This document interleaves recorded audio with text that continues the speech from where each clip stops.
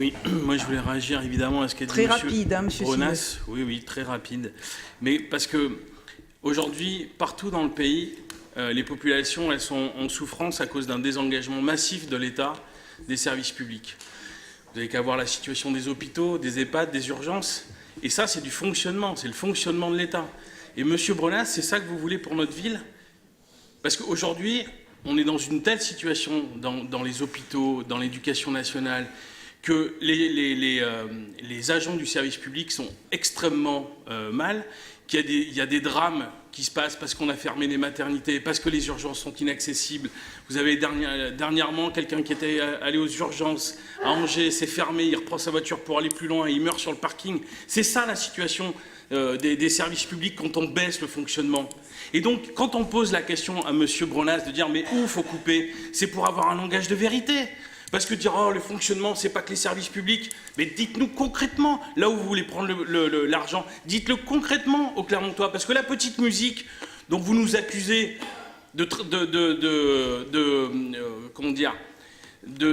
transcrire votre pensée, enfin, votre petite musique sur le fonctionnement, c'est à tous les conseils municipaux, c'est à tous les conseils métropolitains, avec, et Dominique Adneau l'a bien noté, cette espèce de mythe du fonctionnaire, hein, le fonctionnaire, la bureaucratie, le mammouth, qui est, oui, une insulte aux agents qui, tous les jours, mettent en place les politiques publiques que nous décidons.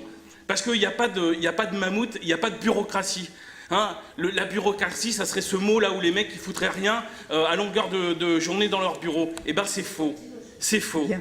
Donc, oui, quand on pose la question à monsieur Bronas, c'est pour que les Clermontoises et les Clermontois aient la vérité des prix là-dessus.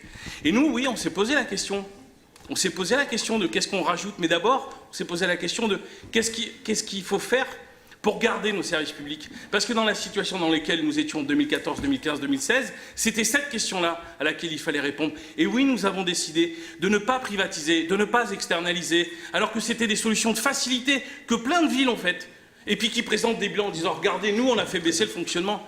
Oui, elles ont fait baisser le fonctionnement au détriment de la qualité du service public, au détriment de la proximité du service public. Donc oui, ça, c'était de la résistance. Et la résistance, vous savez, ça peut se passer sous deux formes. On peut monter sur une table et faire des grandes déclarations, et il en faut, parce que c'est du symbole. Mais il y a aussi le travail concret pour assurer les services publics du quotidien, pour que les Clermontoises et les Clermontois, tous les jours, ils puissent aller à la crèche, tous les jours, ils puissent manger dans nos cantines, tous les jours, ils aient des services publics de qualité. Ça, c'est aussi la résistance au rouleau compresseur néolibéral qui ravage des vies. À un moment, quand dans votre vie, et notamment pour les publics les plus en difficulté, vous avez le service public qui vous aide, c'est toujours un plus. Regardez la situation des États-Unis et celle de la France, c'est quand même pas les mêmes choses. Et en France, vous avez le service public. Bien, merci Monsieur Sineux. Donc, on a terminé...